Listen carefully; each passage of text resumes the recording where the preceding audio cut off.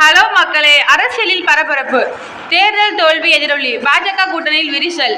2024ஆம் வருட பாராளுமன்ற தேர்தலில் ஏற்பட்ட தோல்வியின் எதிரொலியாக புதுச்சேரி மாநிலத்தின் ஆளும் கூட்டணியான பாஜக மற்றும் என்ஆர் காங்கிரஸ் இடையே விரிசல் ஏற்பட்டுள்ளதாக செய்திகள் வெளியாகி அரசியல் வட்டாரத்தில் பரபரப்பு ஏற்படுத்தியிருக்கிறது.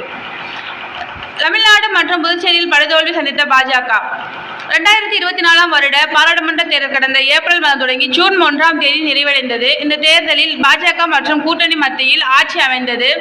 எனினும் பாஜக தலைமையிலான தேசிய ஜனநாயக கூட்டணி தமிழகம் மற்றும் புதுச்சேரியில் படுதோல்வி அடைந்தது.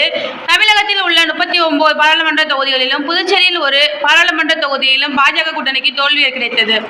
பாஜக கூட்டணியில் விரிசல். இந்நிலையில் புதுச்சேரி மாநிலத்தில் ஆட்சியில் இருக்கும் என்ஆர் காங்கிரஸ் மற்றும் பாஜக கட்சியினரிடையே விரிசல் ஏற்பட்டதாக தகவல் வெளியாகிறது.